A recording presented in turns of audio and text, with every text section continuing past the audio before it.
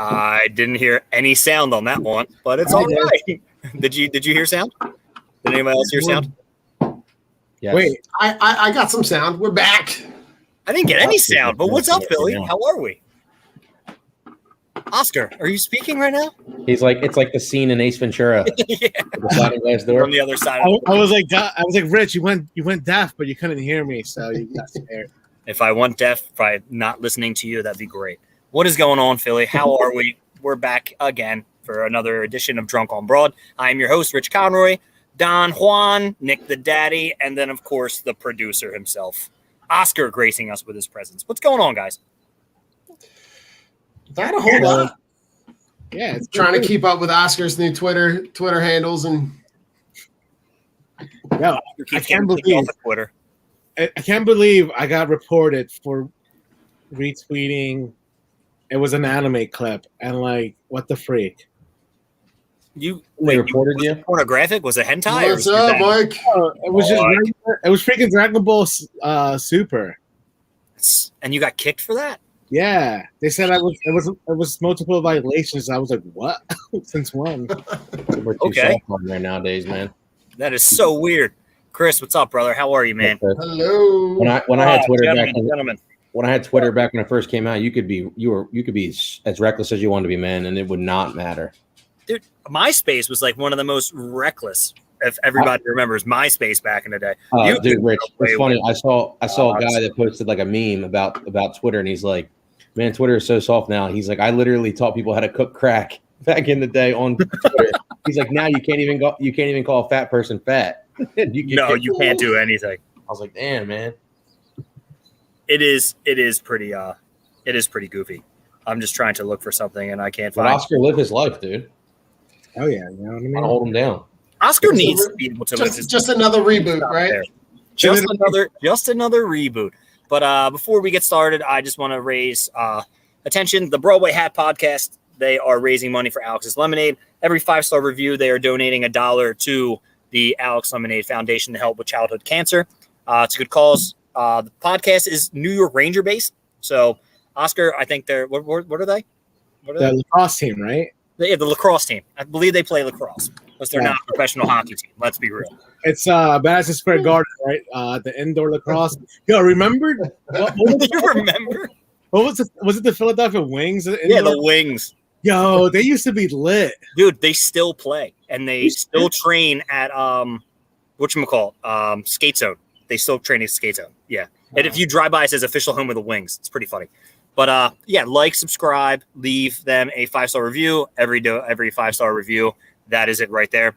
As for Alex's Lemonade, they have actually a lot of good content. They do a lot of stuff with former and ex-Rangers players. So if you're into that stuff, please go check it out. Don, you're a hockey guy. Even if you're not a Rangers fan, if you don't like lacrosse at all, check it out and see what it is. So, boys, hats off to you, and keep raising money for a good cause.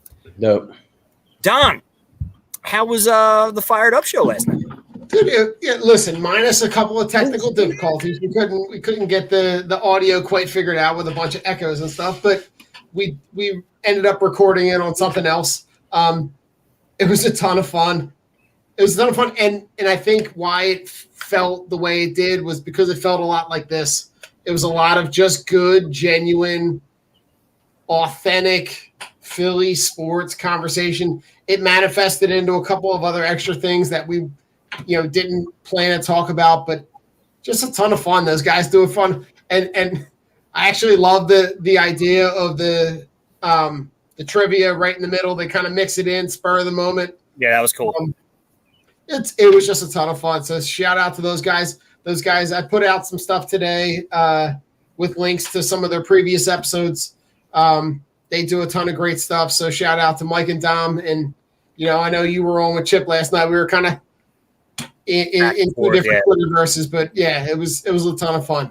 Chip's got me bringing up kids not being able to take criticism, and you guys are just having a good old time. But Chip, it was a great time as always, but we'll discuss some of that stuff later. Whoever knows, tonight's show is literally called Just Drunk at this point, because right now it's a lull in a lot of Philly sports. It is the All-Star break for baseball. Lacrosse isn't playing right now, so we really have nothing to follow. I mean, besides the Philadelphia Union, I saw that they had a 1-1 tie the other day, which is pretty cool. I don't know much about that. I'm not going to try. Like I do. That's cool, man. That's cool. What'd you say, Oscar? You just know that's the final score. That's all you know. That's all I know is the final score. But one day I will actually sit down and watch a game. Oscar, Chris has a question for you. So who? I know that's what I was laughing at. That was the funniest thing I've seen in such a long time. Who will win the Euros Cup? Who will the soccer Euro Cup? Right? Yes. Well, he meant probably who will win. You think so? I believe that was a joke because that was a really good joke. It's still a good joke because Italy already freaking won. So. There we go. All right, Chris. I was going to say I believe Italy already won. But listen, I am not a soccer fan by any stretch of the imagination. Hey, Ray. But, how are you? Oscar, that was by far one of the best sporting events I've watched in a really long time. I know it has something to do with the fact that I don't have a vested interest in either team. So I just got the chance to appreciate the game for what it was. But that was incredible. It was definitely, I mean, again, same wise. I just watched it to watch. I was on the edge of my seat the entire game. It was intense. It was wow. It was just a good game, which is what you hope all finals are like in the first place. The best two teams make it to the end. Yeah, but I just think that those type of games shouldn't be decided by penalty kicks or like penalty shots in the NHL too. You know what I mean? You see, so here's my problem with that. They're playing 120 minutes at that point already. A lot of them playing until they die, Time to run around. Supposed to be in great shape, aren't they? Nobody wants to run for more. Put it this way: out of the 120 minutes, I think I've read a wild stat that 80 of it was constant running. So it's just they're not marathon runners; they're sprinters. So essentially, they're just sprinting at short distances so much. Full speed the whole game. So Oscar, how do you solve that? Do you go golden goal and just? No, I like the current structure. I think it's the most fair structure because it was 30 minutes overtime, right? Oh yeah, 120 minutes. So 30 minutes overtime and then penalty shots. And then put it this way: if you're a deadlock after 120 minutes of playing each other, you guys got to call it quit one way or another, and that's one of the most fairest way to do it. So speaking, here's the comparison though. It's the equivalent of what we know as NFL football is if you play to the end of overtime and overtime's tied and you decide the game on kicking field goals. I think that's not fair at all because you're only leaving it on one player, which is literally just your kicker. Kicker. Whereas in soccer, you're leaving up to 6 players. Half the team get a chance, and if not, only 11 get a chance if, it doesn't get decided by the first 5. They just keep going. They just keep doing penalties, right? And everybody has to take a turn. Yeah. So the funny thing is about structure, Nick brought up a topic that we can touch on right now, and that is the MLB rule changes. Yes or no? Nick, would you like to enlighten us what the rule changes might be? Yeah, so they just posted this coming directly from Manfred today, potential rule changes. Potential rule changes are there's going to be 4. So banning or limiting defensive shifts. I agree. Number 2 is elimination of the 7-inning and doubleheader, which keep it as of last year. Keep it. The third one is elimination of starting the extra innings with a man on second base. And the fourth one would be extending the DH to the National League. Yes. So go ahead, Nick. Go ahead. Sorry, you talk first. Personally, I know Rich is more new school with the MLB. I think all these should pass. All of them. I don't like the 7-inning doubleheader because I don't like 9 hours of bad baseball. It won't be bad baseball if you. They're going to bring up a 27th man, and you're going to get some guy who can't pitch to pitch the first game every single fucking time. If you eliminate shifts and you add the DH, you won't need 2 7-inning doubleheaders, Rich, and you won't need the runner on second base because now, think about how many hits these guys have taken away from them because we defensive shift. We just sit now. I get it. The argument is, hey, learn how to hit the ball the other way. Okay, yes. But the pitchers are throwing the ball so that you can't hit it the other way. It's a lot easier. Like we play slow pitch softball, right? It's easier for me to sit back and wait on a 50-mile-an-hour lob and, poke over the first baseman's head, which Rich is very good at doing that, than it is in baseball when you got a guy who's just going to throw 95 in on your hands and then drop a slider at your back foot. And how are you going to hit that? I'm going to hit that down the third base line. How are you going to do that? So you're it's like you're not gonna hit that to right. I see both sides. Like I know the shift is an analytical thing. The MLB wants to use analytics to control the game. But I say this: I played baseball my whole life. Don played baseball his whole life. Rich played baseball his whole life. Oscar knows baseball. Growing up, watching a lot of baseball. According to my Bryce Harper takes, you would not know that. The shifts have negatively affected the game. That's just me. It's not even with shifts. It's the whole I'm bringing in a guy for 1 out. Like, thank God they did the whole you have to pitch an inning thing now because that's or 3 batters because that's annoying too. Like, it's not the fact that I'm new school. It's the fact that baseball is dying for a reason. I get it. Like, we talk about this all the time. Baseball is dying because of, let's say, Bryce Harper type contracts, 13 years for a guy who doesn't produce on that team at that time. It ties you up. Yeah, in the end of the contract, it's terrible. It's terrible. You get Pujols-like results when he was with Anaheim, or you get Vladimir Guerrero-like results, like when these guys are at the end of their career, still getting paid $26 million, and you can't do anything. Sure. 7-inning doubleheaders is great because it makes the game move. I love the 7-inning doubleheader. I just think that doubleheader. The players' union is gonna push back. They're gonna have to. Obviously, the players' union is gonna have to give and take because this is a year where they're up for negotiating a CBA, right? So players can like it all they want, Mike, but Manfred is going to use that and he's going to take something else away from them, right? So it's like you're going to have to give and take. Do the players want to keep the 7-inning doubleheader, or do they want to give up? Maybe like we talked about before, they say, hey, no contracts longer than 6 years. Yeah, players are going to be like, well, we want that security. We want that contract that, I'm going to get signed for 10 years when I'm 28. This way, when I'm 38 and I'm not nearly as good, I'm still getting paid a lot of money.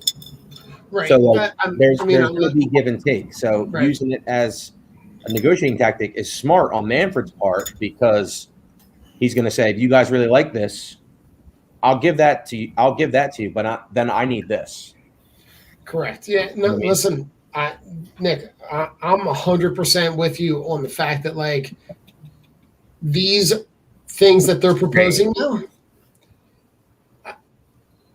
totally makes sense to change as far as I think it makes the quality of the play on the field better. And there's still ways that when you say banning or limiting the defensive shifts, sure, you could put things in place where you can say, listen, all 4 of the infields have to be on the dirt.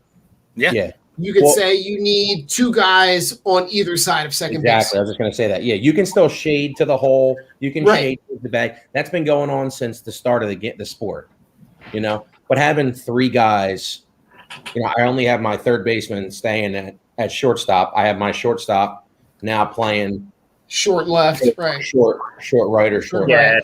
that's ridiculous. Get rid of you need to get rid of that. The DH needs to be universal. That's absolutely 1,000%.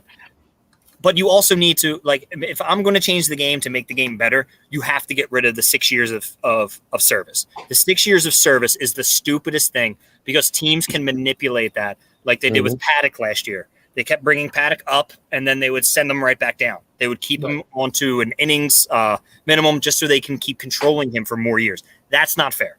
I don't like the fact that we'd never get to see big-name free agents hit the market. Like, some do, yes. But that's after they played 6 years and, like, most of their best years are behind them because people figured them out.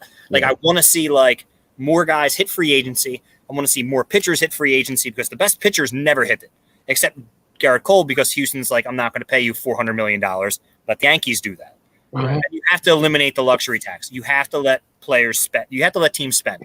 Because it's honestly, like, we argue, Nick, with Gabe, because he's a Yankees fan. We can argue with Oscar. He's a Yankees fan. It's not fair to the market. But look at the Phillies. Look what they're doing. They can't spend more money. Imagine if they had an owner who wanted to spend more money, but they can't because he doesn't want to go over the luxury tax, and then you're just screwed.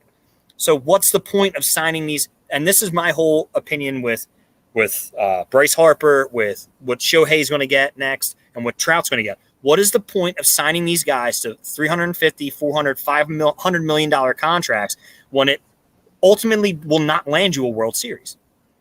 There's no point. You're just keeping them there to sell tickets. So, it's like paying a quarterback $45 million a year. Yeah, like, it makes no sense. You can't win that way. And Rich, your example of the Angels is perfect because it's a sense, and I talked about this with Mike and Dom last night. Like the Angels are the late night West Coast version of the Phillies. Yeah. They've got a bunch of high price guys at the top of their roster, and then not a whole lot of substance afterwards. Rendon's making like $300 million. Yeah. That's ridiculous. Like, and then you're gonna have to sign Shohei. So Shohei's probably gonna get like $400 million. He's so still three guys making over $1 billion. I think Shohei's still signed for like 4 more years, Rich. Well, I know, but he's making $300,000. Like, it's ridiculous. Like, they're going to do something to the point of like, hey, like, I think that's also ridiculous that he's only making $300,000. But what are you going to do? That's the contract. I think they had to pay I think they might have to pay. I'm going to look it up right now. It blows my mind. It honestly blows my mind that baseball is dying for just because they don't want to get into the 21st century. Like, that's my opinion. They just don't want to.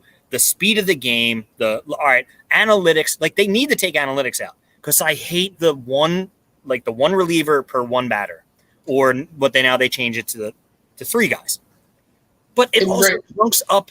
I also think the season's too long. That's just me. Cut it down and have a 3-man rotation and let it go that way. Because these 4 or 5 spot start guys are terrible. But Rich, the White Sox are a prime example of that.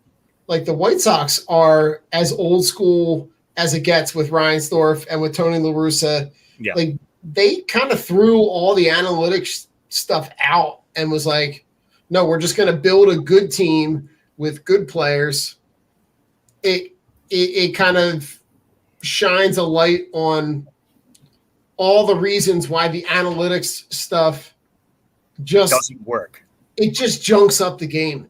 You're putting a bunch of statistics in terms of launch angles and the million acronyms that you can throw out there that most people don't actually know what it is. But if you ask a baseball fan to sit down and watch a game, they don't need to know what launch angles are. They don't need to know what all that other stuff is. They can watch a game and say, hey, listen, that dude can rake. He might be 0 for 3 that night, but that dude can rake. He's hitting balls into the gap. Like, the analytical stuff has ruined this game. For sure. 1,000%. It slowed the game down to a dull movement of a snail-like pace, which is ridiculous because I'm not spending my Sunday afternoon in 95-degree heat watching the Phillies play a 7-hour or I'm just exaggerating, of course, but I'm not having them play a 3-hour game. I'm sorry, or a 4-hour game in 95-degree heat. But first, I want to answer some questions before we keep going because it's going to be a late episode. Chris wants to know, Don, you watching Shark Week, bud? Who isn't watching Shark Week? I know, dude. Shark Week is pretty dope. Shark Week is I'm torn between, like, there's a couple of things that I like about it. I like the shows about the people that are tracking the sharks and watch them go up and down the coast. But the best part about Shark Week is seeing the breach videos where they have the fake seal dragging behind the boat and they get the sharks to jump out of the water. Like, that kind of stuff is just awesome. It's just cool to watch. It's cool to watch because you don't see that ever in real life. Prince Blue, you fucking with me? Because one, I don't eat tuna anyway. Come on. And 2, I don't eat Subway. Dude, have you guys seen Seaspiracy? Like, I believe that. Like, I totally see that being a thing. I didn't see it. They're trying to push that meatless meat now, man. Oh, the Beyond stuff. Ooh. I was looking at the back of the. I saw Bro, it's worse for you than real meat. I was looking at the ingredient list. I'm like, oh, so this burger has 27 ingredients. I can just eat a ground beef burger. That's literally just beef. Just beef. One. All right, I'll take the beef burger every day of the week. Bro, beef, salt, and pepper, cheese. Yeah, dude. Like, I'm not. Oh, what's your favorite shark? All right, Nick, you answer first. Whatever one's not gonna fucking attack me. probably the dog shark. Nah, probably the whale shark. Nurse shark. Whale shark's pretty dope, but isn't a whale shark They're like not aggressive, right? No, they're not aggressive. Like you can Nah, I like the little feisty ones. What are they? Nurse sharks? nurse sharks. Yeah. Okay. Yeah. They'll get you. Lemon sharks. They'll get you. Oscar, what's your favorite type of shark there, bud? There's only one favorite type of shark. It's a cat shark.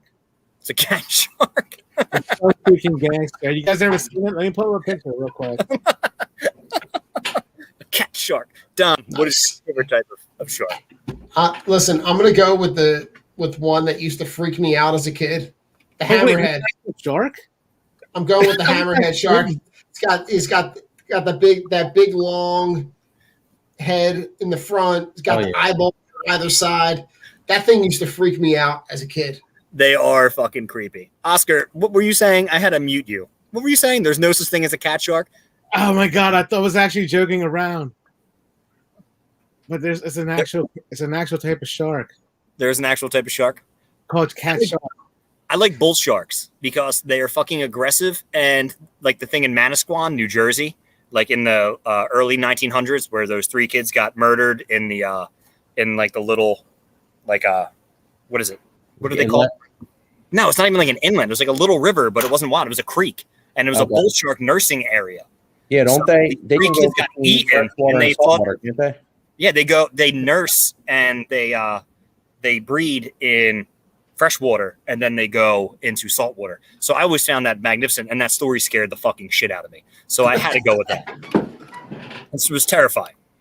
Great. Why is Bryce Harper so polarizing? Because he has slick back hair. He gets paid $330 million and swings. He's got a really nice swing, but he's a really nice swing.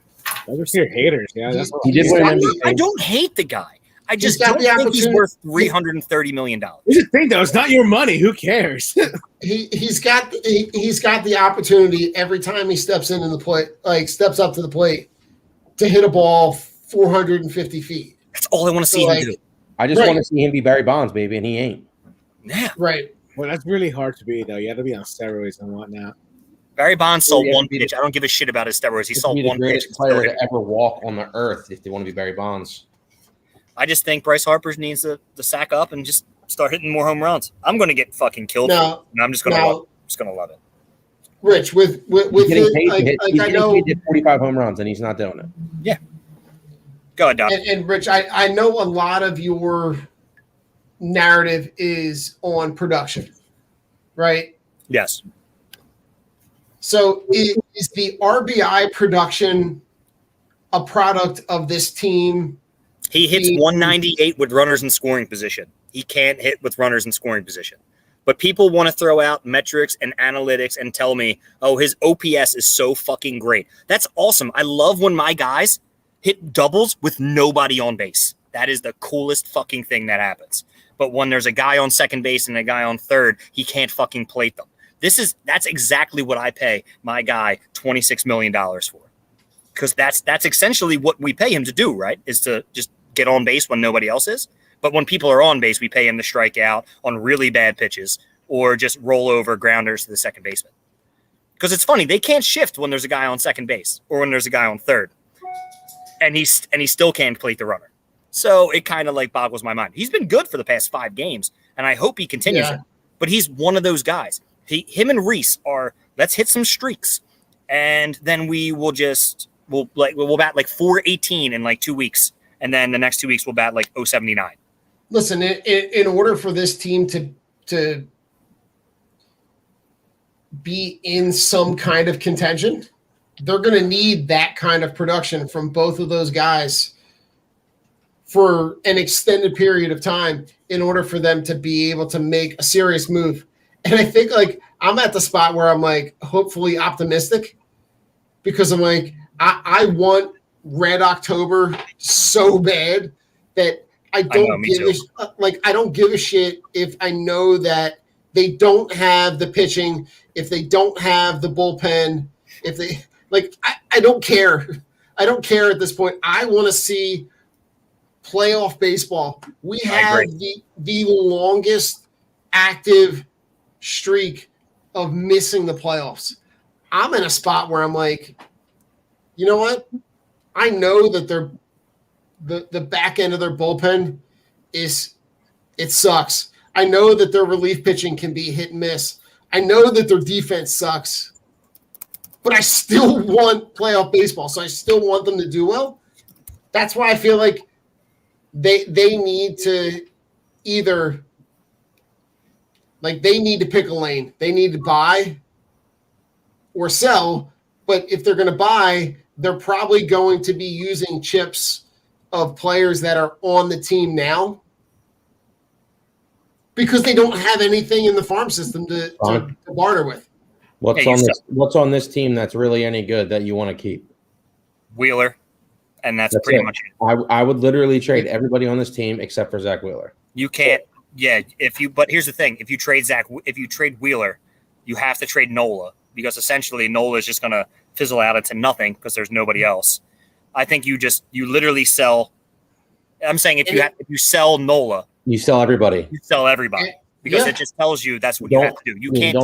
I'm not keeping Zach Wheeler, so he just pitches like he can't be DeGrom. He can't be the Phillies version of DeGrom. No, not at But all. Nick, this is a good question for you. Can the Phillies scout? Or are they still stuck on American players?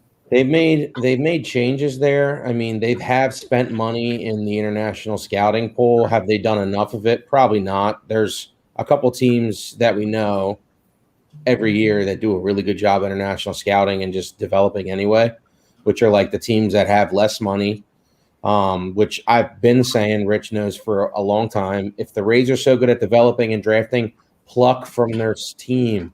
Pull their head of scouting, pay him double. I don't give a fuck. It's not my money. Right. He's like, listen, I'm making $5 million. I'm making $2 million. Okay, here's $4, bro. Here's $5. I don't give a shit. Yeah, and I'll pay for your travel, and you can eat for free on my dime. I'll give you a card because we need to, do what they're doing with our budget. We'd be unstoppable. But to answer, do you know what happened to the Phillies international scout a few years ago?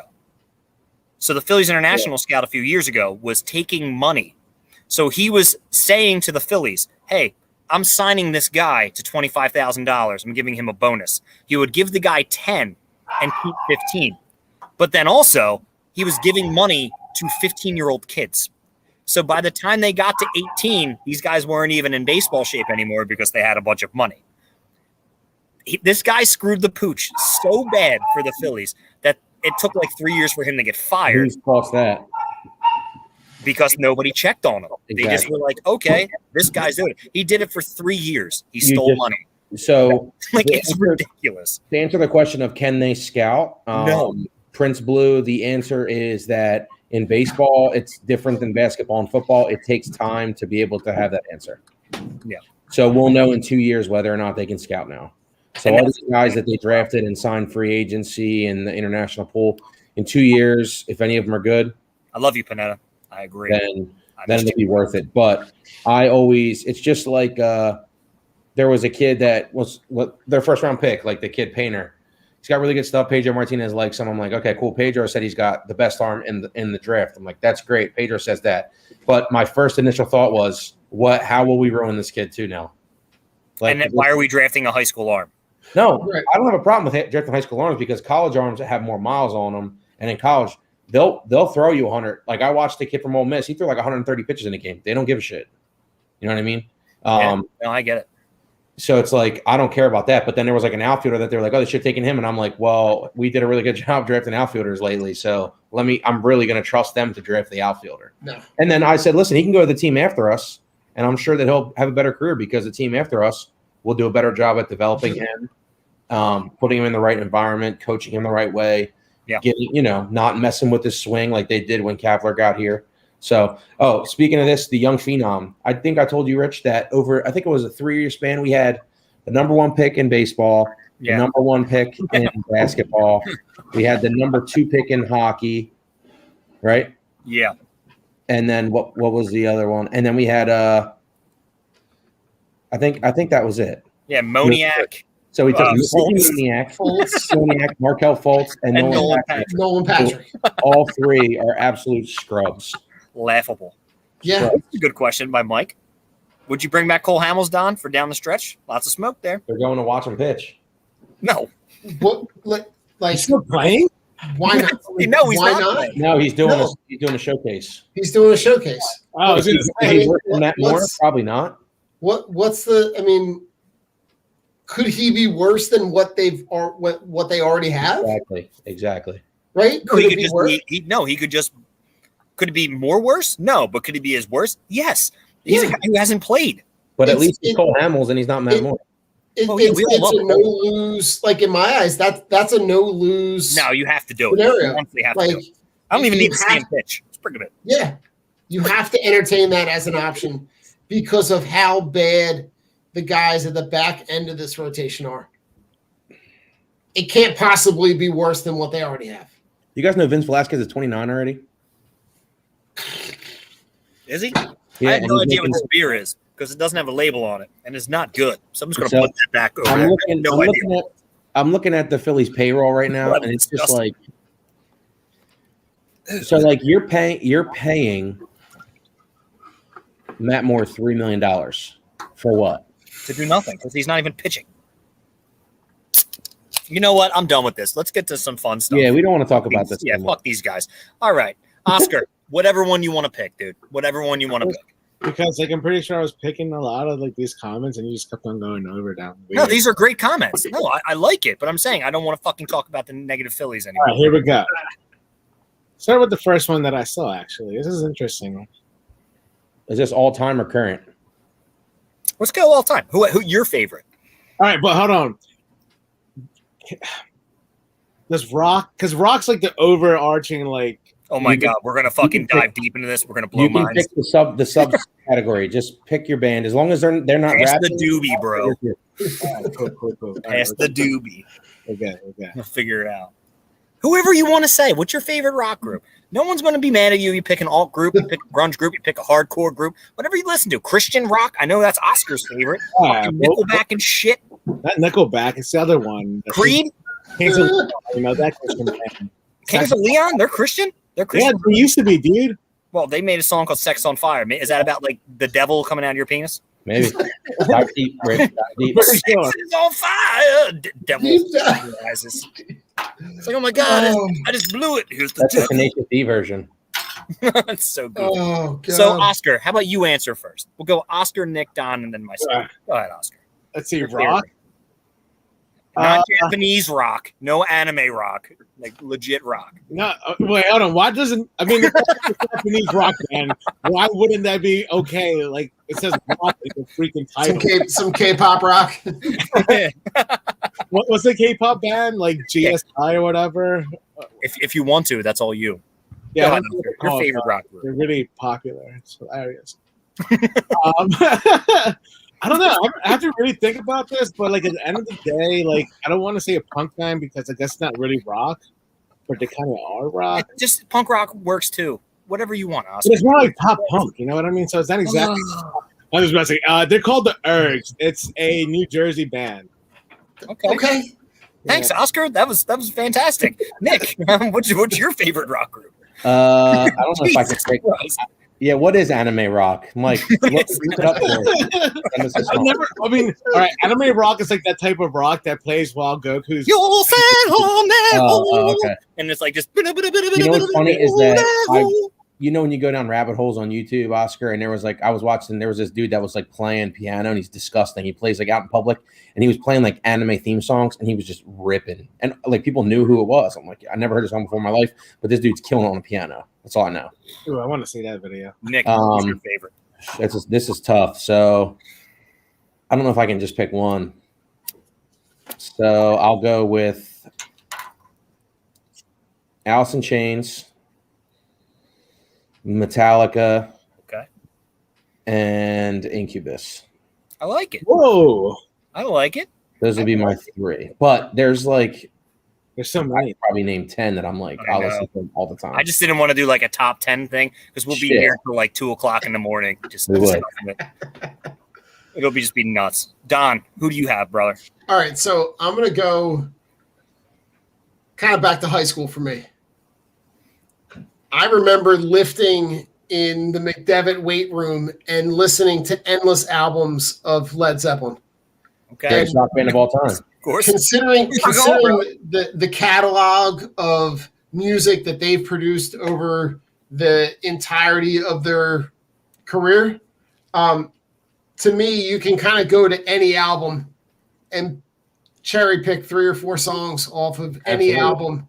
And I like it. That's Chase Utley's walkout song for his entire career. Too. Casimir, baby. yeah.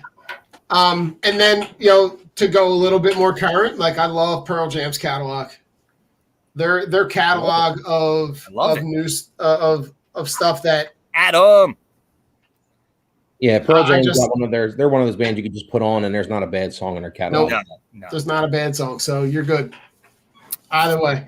Here comes let's see. Rich gonna go to left field today. Here we go, Rich. We already know, baby. 311, baby. 311 all day. Yeah, Favorite rock group all time. 311. Love them. Not a bad song on any of their albums, except From Chaos is a little jumpy and a little hardcore. Saw them live, For and them. we saw them live, and they sound exactly the same. Dude, they sound. That's why I love Incubus, dude. They sound exactly the same. Yeah, a band that you can watch that sounds the same per album. Jamie said, "Stop with the lighter." Sorry, Jamie.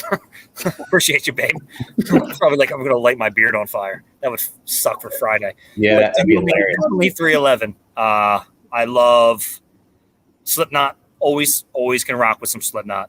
Like no matter what time of day. Used to fall asleep with Slipknot in my Pulse of the Maggots. That's Rich's. Pulse of the Maggots. Nah, I wish. Nah, if I had to pick a theme song from them, it would probably be not Duality, man. Nah, Duality. It's a perfect song, but it would probably be. Oh no, I really like Vermilion, and then I like Psychosocial, or Sulfur is a good song. Rich literally is Psychosocial. Oscar, you can agree to that. Yeah, definitely. Pretty much am Psychosocial. And if I had to choose like legit all time besides 311, Adam Korn is great. Stained, not really. I've had one album from them, but if I had to go, Alice in Chains. Alice in Chains is perfect. With Lane Staley, Rich's favorite band. Rich's real favorite band, Don, is Nirvana. Okay, we've had this discussion. Shut the fuck up. I hate Nirvana. What'd you say? You won't admit it. I know you listen to them by yourself. I hate Nirvana. Like I know you do. I love grunge music. So I'm going to tell you, Don. This is how I picture Nirvana. Nirvana is the builder of the table, right? They built a table, 4 legs, a thing to eat on, unstained piece of wood. But everybody else made it better. Alice in Chains made grunge better. Foo Fighters made grunge better. Just any grunge band made grunge better. Nirvana was the innovator at that time. I mean, Pearl Jam they started out grunge. So that's when Soundgarden came out. Like all that. Oh my God, Soundgarden, like all great bands. Linkin Park, R.I.P. to some greats. But Rich, think about this though. You could say that about a lot of the genres of music. That there were a lot of people at the beginning stages that kind of built the structure that other people just kind of took and kind of ran with it. Like you could say the same kind of thing about like a Grandmaster Flash, right? And the Furious Five and what they built in that DJ underground scene in the early part of in that mid to late 70s. But then all of those other New York based rappers kind of all just took all that and just kind of ran with it. Well, that's the thing. It's like you can look and see what like Run DMC did, but then you can see what like leaders of the New School and A Tribe Called Quest. You could see what like all these guys build up. And then you saw Wu-Tang did. Yeah, and Wu-Tang did. And see what all these guys created that just made but these are I'm saying these guys were like, yes, innovators, but at their time, they were the best out. Nirvana was never the best band out. The only reason why Nirvana is good is because Kurt Cobain was a psycho and Courtney Love killed him. That's the only reason why. If he never died, I don't think they would have reached the level of success that they had. It's just because they're viewed as the creators of the whole genre of music, Rich. Well, here's the thing. I mean, Rich, they kind of had the album sales before he even died, though. Okay. And they were considered like literally the best band at that time. Like there's a lot of magazines that were saying that when he was alive. Yeah, no, listen, I agree with what Oscar's saying, but like from Rich's point of view, Oscar, he's saying like if you listen to the song lyrics and then listen to like Alice in Chains, who was at the exact same time, Lane Staley had a better voice and he was a better songwriter. So it's like 1,000%. but the sound is similar because it's the same style of music.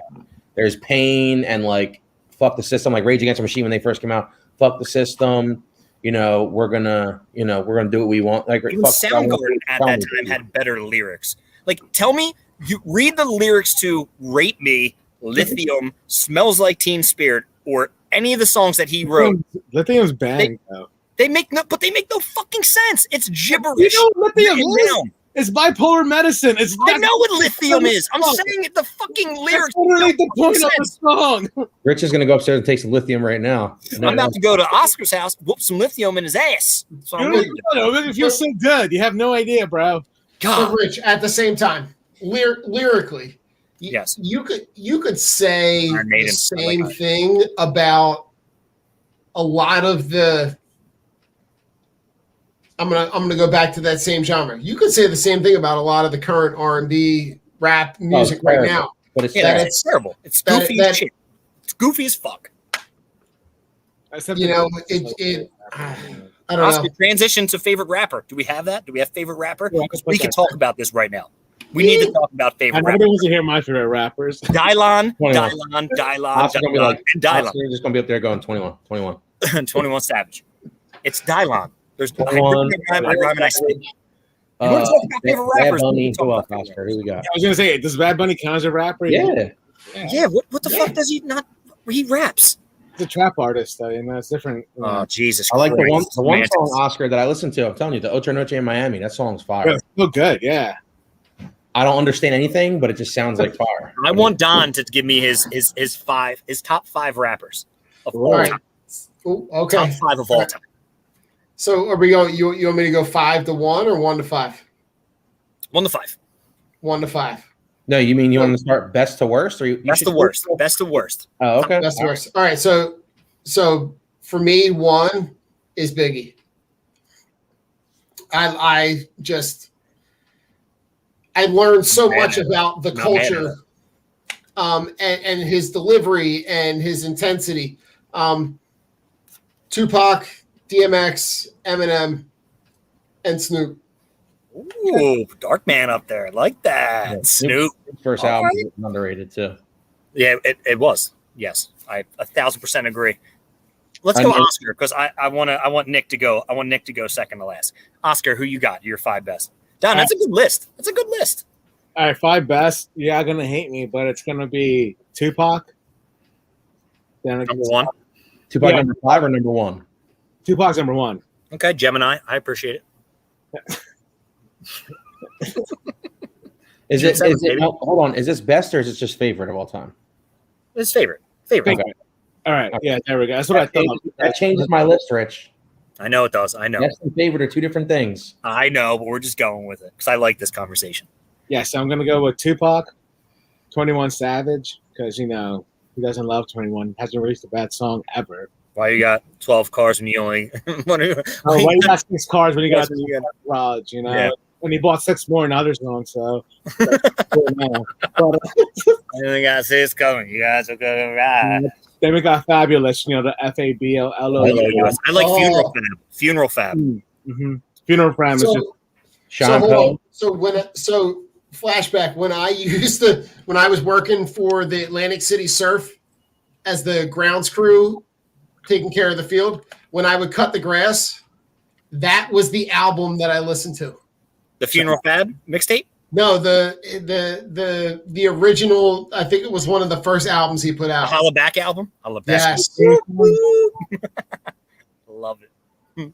Go ahead, Don. Great album. Go ahead. Go No, ahead. that was a great album. Go ahead, Oscar. we got Fabulous, but then after that, it kind of gets weird. I guess Bad Bunny has to go in there. I love listening to him. Okay. And then I don't even know number 5. I mean, I like listening to a lot, but I probably have to give it to wow. I think I'm gonna give it to Jadakiss. Okay. Oscar is New York heavy, bro. I knew that was gonna happen. I'm surprised he didn't mention his boy, Sean Poe. The thing is that Jadakiss actually jumped ahead of Sean Poe as of recently. He just has a better catalog, though. He does exactly. That's literally the only reason. Well, more than one Yeah, he reason. I'm not cocky. I'm confident. So when you tell me I'm the best, it's a compliment. It's my shit. I love Jada. Nick, let's hear it. Let's hear it. All right. Nick's got. I like Nick's. So Can let's we go. include groups in this? Yes, of course you can. So this is 5-1, or am I starting with Whatever you want. You say 5, 1, whatever the fuck you want. All right, so I'll just do them. So Army of the Pharaohs is At in there. number 5. They're just in my. They're not numbered. Number 1 is numbered. That's it. Army of the Pharaohs. Make a threat. You're hardly a scarecrow. Move back, Mendejo. This is tough, man. I don't even know if I can get it down to a list, bro. This is crazy. Lil Wayne. You didn't think I like Lil Wayne. I love Lil Wayne. I love Lil Wayne. Back in the day, Lil Wayne. I know. The Route 3. Wheezy bad. Yeah, Nah, really. Tech 9. Tech. You got to put the Nina in there. You have to put the Nina in there. DMX is probably my top 5. And number 1 is, people always think I'm weird, but Kanye is number 1 to me. I love Kanye too. Okay. Really? I didn't see that coming, dude. Because No, not at all. Kanye is the most intelligent hip hop person ever to live. I agree 100%. Like His beat catalog is second to none. Like Rich, his beat catalog is up there with DJ. No. So stop it. So you're talking producer Kanye. No. I'm talking about his rap. So his albums, like College Dropout, Yeah. all those That he albums. produced. Yeah, he produced, but he produces for But that's what I'm saying. But yeah, I'm saying he's a top 3 producer. Him, Jay Dilla, and Preem. Yeah, I don't say he's a top 5 rapper, but he's my favorite rapper. Oh yeah, he's your favorite rapper, which is fine. Yeah, he's your favorite rapper, but yes, he's a top 3 producer in my eyes. Him, Jay Dilla, and Premier. I think he became my favorite the more I listened to him, because I drive so much for work, just because of how creative he is. No, he is. And I'm like, yeah, he's not like, if you're talking about best, you got to talk about lyrical ability. He's not in the same category as Nas, No, right. or Yeah. Biggie or Big Pun, all them guys. But his creativeness puts him on that list. I'm there. I can do my heartless foot dance. To be so heartless. Oh. Such good times. All right, I'll give you my 5. So I'm going to go with. Let's see if Don knows. There's gonna be a left field entry. There's going to be a left field. So I'm going to put MF Doom at 5. You got to put the Doom, because touch him lyrically. I dare you. I feel like Oscar would like MF Doom. I don't know if Oscar MF Doom is great. I actually never really got into him. So. Dude, you have to. One beer. He's got Victor Vaughn, King, Gahydra, and MF Doom. He's got 3 personalities, and he'll tell you which one is which at the beginning of the song. Yeah, he's not. But he did a lot of good stuff. R.I.P. MF Doom. Number 4, I'm probably gonna put Ace Rock. Put Aesop Rock in there, because he's just. I knew that was coming too. Dude, he's one of the most lyrical out of Brooklyn. Like, you can't fuck with my big 6'6" Jewish dude. He's the man, and he skateboards. Fucking love Aesop Rock. Number 3, I'm gonna put Hove, because I definitely think Hove is there for me. Number 2, Tech Nina. I gotta put Tech 9 in there. And then number 1, I gotta go Nickel, dude. I gotta go Royce. You give me any bar exam. And that's not the one from left field. The Aesop Rock one, I knew. Aesop Rock and probably MF Doom are going to be from left field, but I like the underground scene. But I don't think anybody touches Royce. Royce will just destroy you. To me, he's in like the top 5 best ever. But he's not. Like, I like him more in Slaughterhouse than I do by himself. I don't know why. That's just me.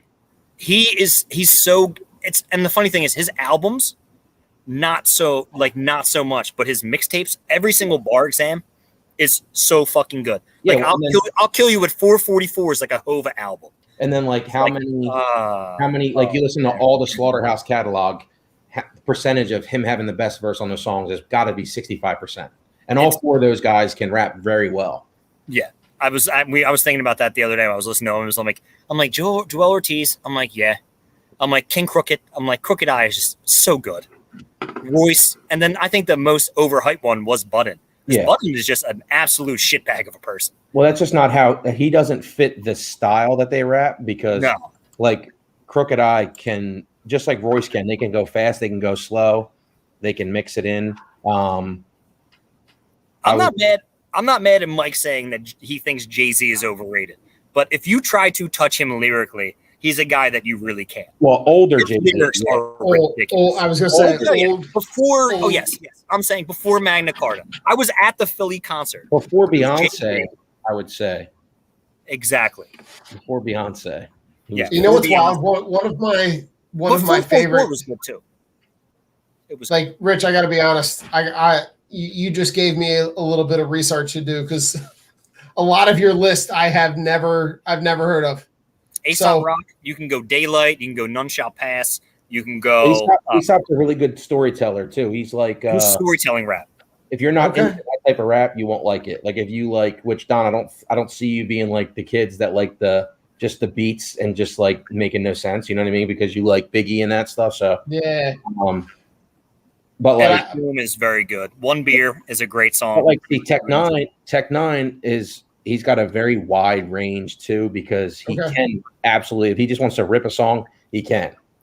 But he'll also put out he has Pardon? almost 30 studio albums in about 16 years. Yeah. So his catalog is very extensive, and Okay. sometimes it gets hard to follow depending on what mood that he's in when he's Well, making. and his collab CDs are incredible too. Oh yeah, he's one of the best. Like He I would has, like, definitely He has like collaboration albums that he put out with like rappers that are on his label and some other guys. Like he's on the Lil Wayne song. He's starting to get more popular now, but like he's in his 40s now, so it's just crazy that he's popular now. He's like an old man now. the funniest thing that Mike that you're saying is a lot of hate in the rap community. I believe you're talking about MF Doom. No, So he's let's- saying NF. NF is a rapper, Rich. Oh, who's the fuck's NF? He's a white dude. Oh, I have no idea who the fuck He's NF. newer because No, I thought you were Oh. talking about MF because I had a good MF Doom story that I think Yeah. everybody would enjoy. MF Doom partake his like a persona where he's the mad villain. So, and that's one of his CDs is the mad villain. So if you look at him, he had these things called Doom bots where he would always be in the crowd at his concerts. You would never know when he's going to get on stage. He would walk up and he would spit. But sometimes he'd have a Doom bot at the concert where he'd hand somebody his mask so nobody knew who his face was because nobody saw him since like 1989. yeah. So somebody would go on stage and they would play Doom's set and the guy would be rapping it. And then they would boo the fuck out of this guy because they're like, that's not fucking MF Doom. So people would get so fucking pissed, but he would be in the crowd the whole time. Oh, So yeah. you had to watch out if you're getting like a Doom bot or if you were really getting MF Doom. But that's how he got like such a cult following and people started following like, oh shit, like, are we really getting Doom or is it a Doom bot? Like imagine going to a concert and waiting for a guy to get on stage and it not being the guy that you paid for. And you're just like, fuck this shit. But Yeah, I'm still getting you rock told- out the concert, have a great time. I'd be so fucking It's- angry. Yeah, it's like it's those guys, man. Like that's how they get the following. Like Don, I don't know if you ever heard of Army of the Pharaohs, but most of those guys. That's like a collaboration group too. It's a bunch of famous rappers that have their like Jedi Mind Tricks. Prior to Jedi Mind Tricks, They're from Philly. That's Jedi Mind Tricks with a bunch of other rappers. Then Okay. they got So Apathy. most of them are Philly Got guys. one of the best. Apathy's one of the best. He's from Connecticut. Then you got 7L and ES, Esoteric. They're from up there. They do. Outer They Space actually. is from Philly. Yep. Outer Space, King Outer Size, Self-Titled from Tampa Bay. Probably Yeah. one of the best pound for pound punchline guys. Oh, Self-Titled. Yes, he he's will one of the murder best anybody. ever. We'll talk after the show because I don't want to say some of the things he says because they're great. Black Thought is a fantastic rapper. I love Absolutely. Black Thought. Fantastic rapper. He He's is. definitely in my top 5 of best overall. I was just giving my favorite, but Black Thought is another guy you can't touch on the mic. No. So let's go to because this is fun. I really enjoy. I will talk rap music all day, but let's keep it going. So let's go. Nick started off. What movie or show would you like to see rebooted? Well, they're actually doing. They tried to do well. They were talking about the Sons of Anarchy remake, the reboot. Before, like when they talked Oh. about Oh, Dad. that's a prequel. That's a prequel. Okay. Now I'm talking about reboot a show that was made. No prequels, no sequels. A show that you liked or something that you didn't like that you want to see be made again. Oscar, no anime. See, this is the thing though. I don't like redoing shows because if it's a really good show, I feel like you're just gonna fuck it up. Well, I'm saying we'll pick a fucking terrible show that you would like to see made better that you liked but everybody else hated, or a movie. I don't know. Come back to me. Don, I have to think All about right. it. So I got two. So Okay. the first one that I thought about was Coach. Like, I love the idea of going back and That's cool. just doing the sitcom version of pick a college sport, and he's got to interact with anybody and everybody on campus. Okay. The second one that I thought about, so I grew up spending the afternoons at my grandparents' when I would come home, and what was on ESPN Classic at the time was the antique home run derby show in black and white.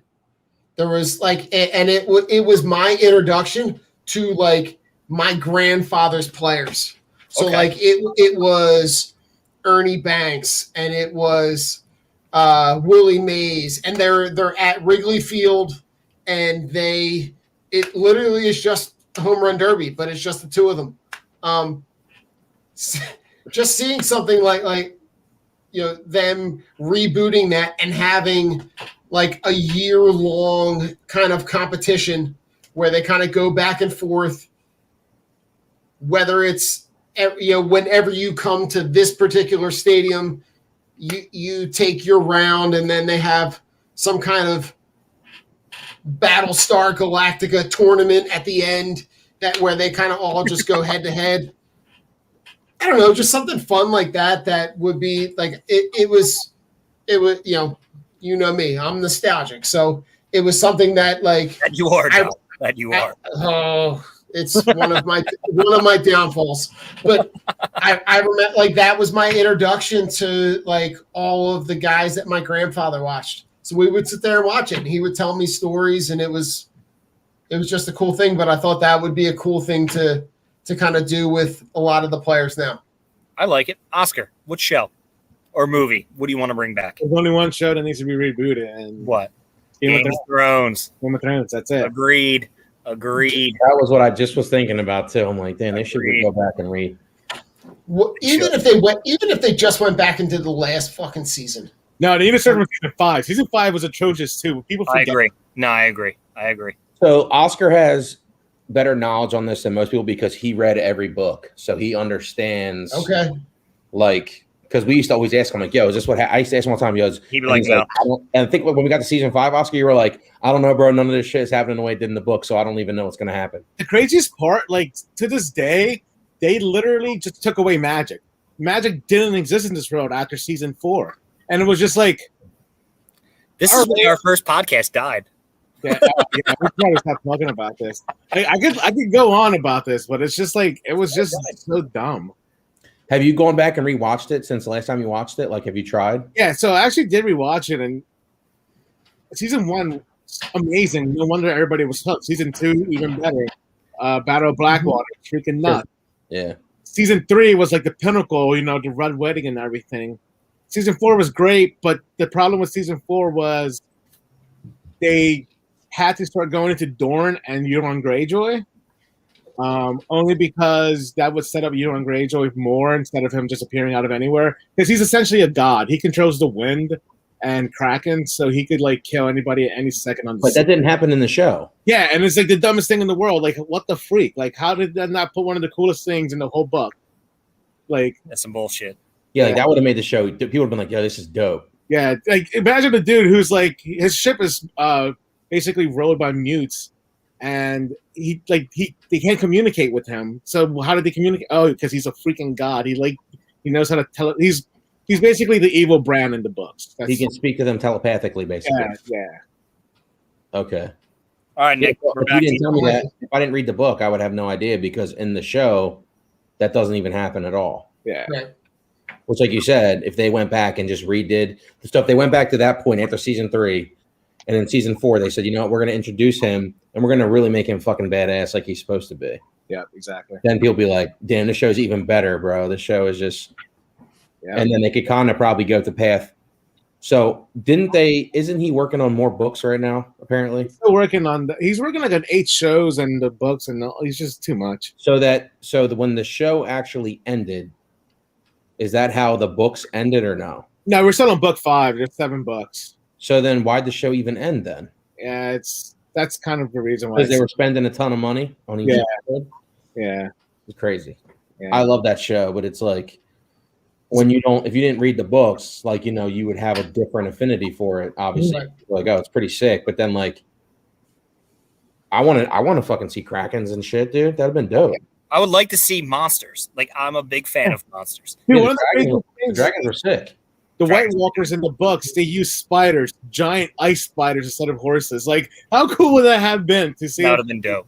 Giant. I would have They been like, didn't have the budget for it, obviously. Yeah, you immediately you see a giant ice spider and a dude on a fucking White Walker, like a zombie army, all on spiders. You're like, yeah, bro, we just give up, bro. yeah. We'd be like, We gonna be in your army now. That's it. Spiders be tripping me out. Nick, we should what do you want? Yeah. All right, I'll just say my favorite show ever. Just they need to go back and redo the finale of Sopranos. Okay. So it is the best show ever written. You can't argue with me about that because it's fucking incredible. So then the only reason why I have a problem with the last episode is because they kind of rushed it when they, you guys have all seen Sopranos? Yes. Yeah. So, at the end when Fucking spoiler alert, Nick. Thanks, bud. you never know, bro. People, I didn't see the last 2 minutes. I saw it late, and then I watch it like 3 times, like every year. I watch it all the time. So the last episode, they kill off. God damn it! I can't. I was just talking about him too. The guy that takes over the other family from Johnny Sack. Okay.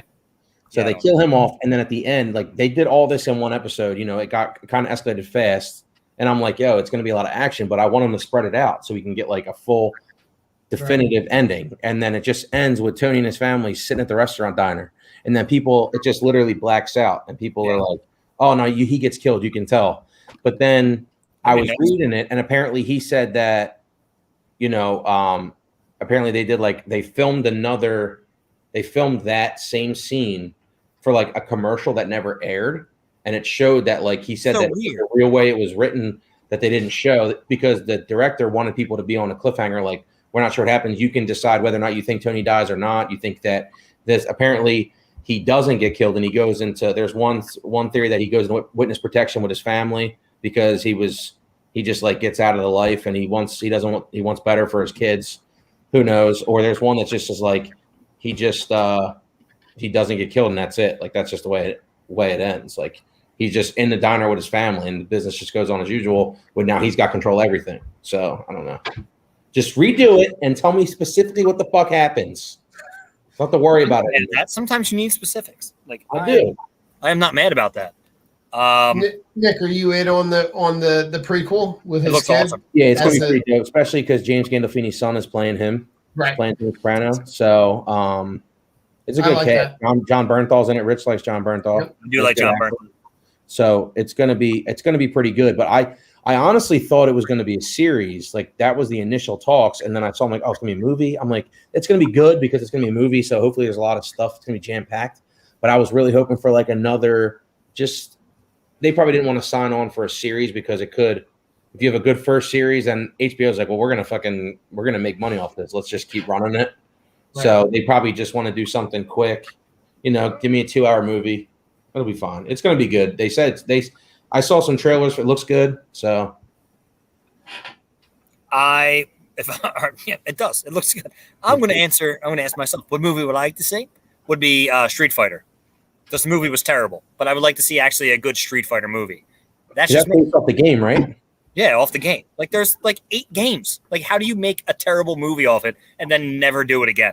They're rebooting Mortal Kombat, which looks pretty. Like, I liked the last Mortal Kombat movie. I thought it was cool. I like movies where it's just like senseless fighting and it's like cool characters from video games. Yeah. I'm down seeing a Street Fighter movie, but if I could reboot a TV show, would be Sons of Anarchy from what? There's 5 seasons of Sons of Anarchy. I think there 6. Was there 6? It would probably be for 6. I've watched that 4 or 5 times too. Well, from 4 on, because I thought from seasons 5 and season 6 was terrible. Like, I hated season 6. I hated how Jax just rides into a goddamn tractor trailer and dies. Like, that was just 7 seasons, 92 episodes. Okay, so it would be 5 to 7. Redo those. Yeah, I did not like. I agree because I feel like as much as I like that show, they built it up so much, and then like I didn't think that it should have ended that way either, like you do, Rich. No, 1,000%. You don't just let your lead character who just overcame so much and had to do stuff just ride into a tractor trailer with the guy from The Shield driving it. Like, oh, FX, great plug. Like, that was terrible. And then we are going to finish on, this is going to be our last category for final thoughts. Favorite concert memory. Don, since you were around when Jesus Rock was invented, we will let you go. All right, so my introduction, I was not a big concert goer as a kid, so my introduction to concerts was my first concert was Bon Jovi. Nice. And so my roommate at the time, his girlfriend's uncle was the sound guy for Bon Jovi. So they were like, "Oh, Bon Jovi's in town. Do you want to go?" And I'm like, "Fuck yeah, let's go!" And it not in my top anything of bands. Just it was fun as shit. It was a ton of fun because they played a ton of songs that everybody knew, and it was a ton of stuff that you could sing along to. It was, a lot, and some of my favorite stuff from Tombstone. So, like, that was just a really good concert, and the tailgate outside was incredible before and after. Nick, so what are you looking at, buddy? I mean, but no, a bunch of concerts. 311 concert was really good, Rich. That was a dope time. Incubus concert I went to was really fucking good too. And then the Justin Timberlake concert I went to is pretty fucking good too. That was a fucking dope time. That was a really good. Yeah, me, Nick, his brother, and our buddy Brian went. So, These poor dudes. Oscar knows Brian. So we went with Oscar, we go to Brian's house. Tell the story. It's so good. We go to Brian's house to get ready for the concert. Brian's like, "Listen, I'll drive." Oh no, Brian didn't drive. You drove. I drove. So Rich was like, "I'll drive, whatever," because Dana, Brian's now wife, girlfriend at the time, was going to also got tickets to go with her friends once she found out Brian was going with us. Yes. So it's her and her 3 friends, and then it's us 4. We get to Brian's house. Everybody's having a good time. Everybody was drinking except for Rich. Right? We're not like crazy drinking, just like doing a little, whatever. I got called a pussy. Because Brian lived in Belmore at the time, getting around 25. Yeah, we get over to the stadium. We parked at Lincoln Financial, I remember. We walked to the stadium. We drank a little bit before we got in, having a great time at the concert. Literally before Justin Timberlake even got on fucking stage. Yeah. Brian had to leave because Dana was. It wasn't Dana. It wasn't Dana. Oh, it was a friend. It was the same one who called me a pussy because I brought Twisted Teas. That's right. Because I wanted to have 1 or 2 and not be obliterated. And they were pre-gaming with vodka in a water bottle and sipping cranberry. And she's like, "You big pussy, we're drinking hard liquor and you're drinking Twisted Teas." I'm like, "You're gonna die." And she was found in the bathroom with her hands around her ankles, shit and throw up all over the place. And Brian had to go and physically take her out of the bathroom and bring her home. Yep. And he laid in his bed and shit and threw up in his bed. Yep. Yeah. And he was super pissed because he paid for the ticket. He's like, "Bro, I didn't even get to fucking see one song." Yeah, it was just me, Nick, and his brother. We had a great time. It was so much fun. It was really good. That was when his last the Don, if you remember when he first came back out with that other album, it was like 2013, like the 2020 first came out. He went on tour and he played a lot of his older stuff too. Like it was a really good show. Yeah. Good job. He did Elvis and Johnny Cash, Michael Jackson. He was really good. Yeah, we did a 3-hour show. It was fantastic. Listen, one of the I remember going to a concert. I want to say it was a Dave Matthews concert in college, where like a bunch of people went and got and for a lot of good reasons, because when he started playing, he played all new stuff. He played a bunch of stuff that nobody knew, and I'm literally like sitting there and I'm like, okay, what am I supposed to do? Like I'm in the nosebleeds because I'm in college and that's all I can afford. And I can't make out anything that anybody's saying. So I'm like, good thing I was horribly inebriated because I'm like, I'm just gonna sit here and watch somebody jam out on a guitar. Oscar, what's your favorite concert memory? Billy Joel, The Garden. It's probably a great fucking concert. I love Billy Joel. Probably would. I wouldn't be mad if I went to a Billy Joel concert. I would be really mad if you went. Yeah, bro. The fuck they sell out in like 5 minutes. I know. Yeah.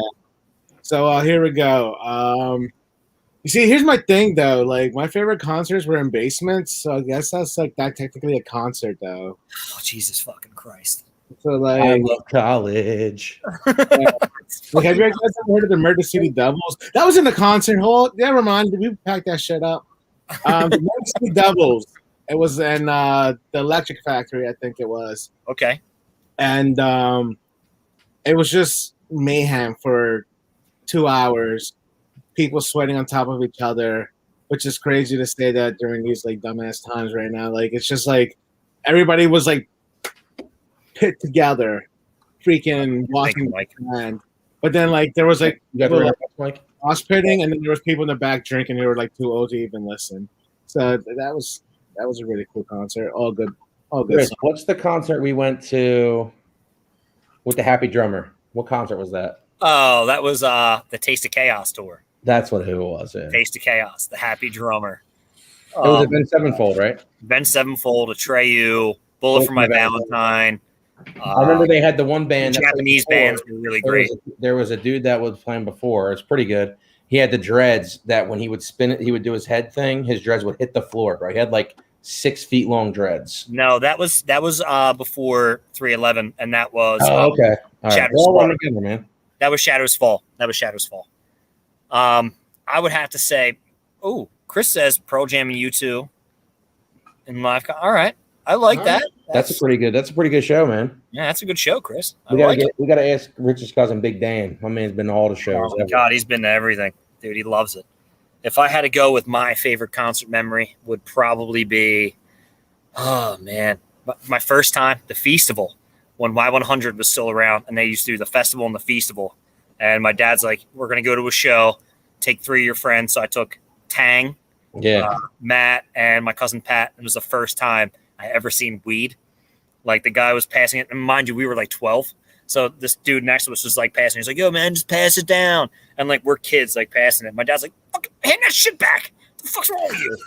And like everybody's just blazing up. It was Smile, Empty Soul, Dashboard Confessional, which were terrible. Puddle of Mud. Who else? Puddle of Mud. Allspring and 311 and Jet. Allspring and 311 were great, but when Allspring came on and then 311 came on, everybody just started to lighten up.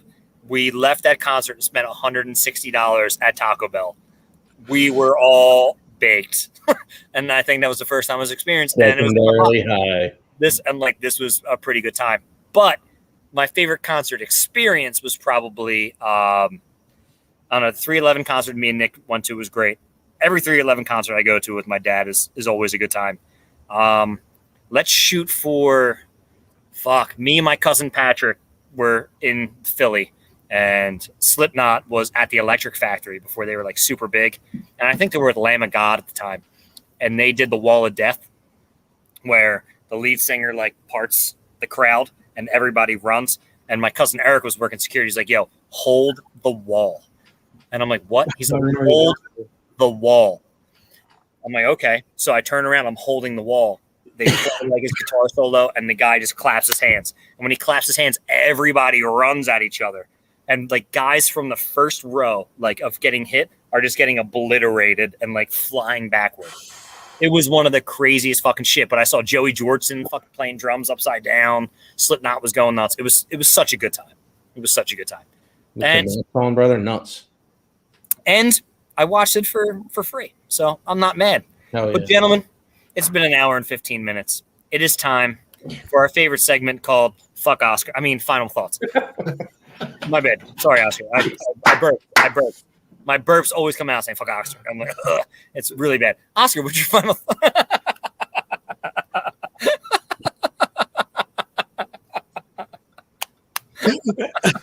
Oh, Oscar, what are your final thoughts? What are my final thoughts? People are fucking disgusting. and when they're not happy, they just decide to attack the color of a person's skin instead of actual merit.